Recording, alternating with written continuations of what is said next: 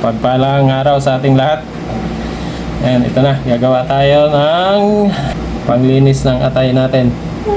Ayan, kailangan to sa mga tulad natin, na mga 40 plus na pataas. Sa may, lalo na sa may mga fatty liver. Ayan, panglinis to. Yung gagawin natin. So, ito yung ginayat natin na carrots. Tapos, ito yung lagayan natin. Bali, dalawa itong gagawin natin. Isa dito sa bahay at isa dadalhin natin sa trabaho. Okay, so ilagay muna natin. Ayan. Carrots sugar pa yata sa lagayan. Dalawang carrots lang ito na malaki. Siksikin na lang natin. Ano susubra nga sa lagayan? Wala na bang ibang lagayan dyan? Ano siksikin mo? Nisiksik yan. Ano lang ito, buti ng nata di kuko. Siksikin na lang natin.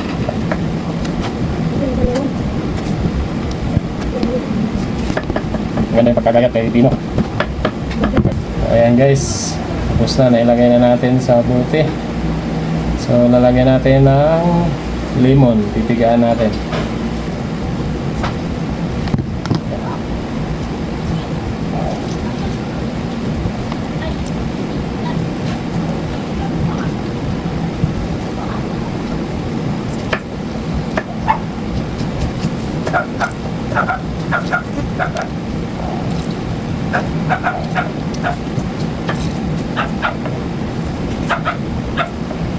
Ayan.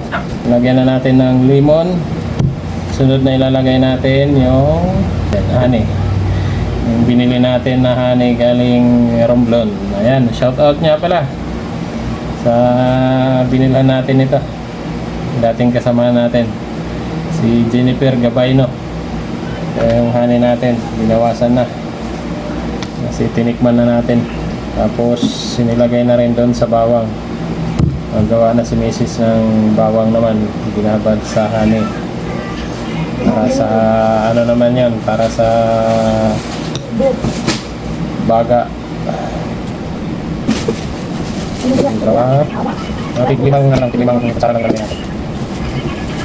Tatlo. Apat.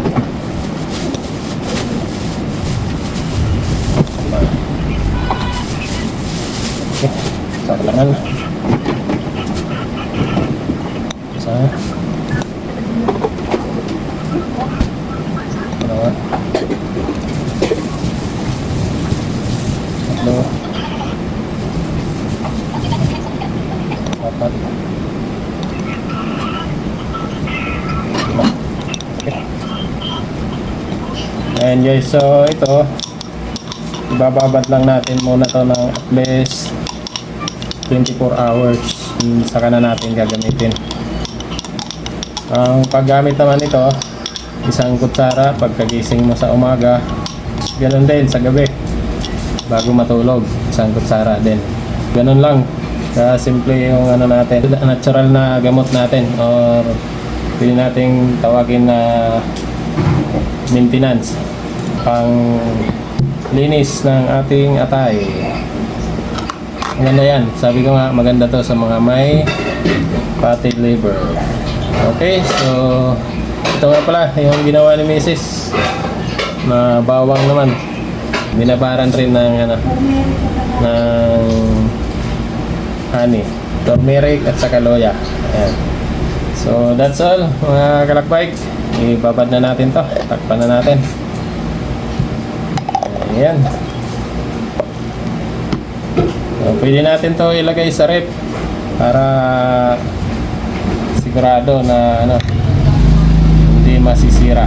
Pero honey naman yan, pagka original na honey hindi talaga masisira yan kahit hindi na air-rep yan, kasi preservative din yan yung honey. Okay, so muli, mapagpalang araw sa ating lahat. Stay safe, stay healthy, and be blessed sa ating lahat.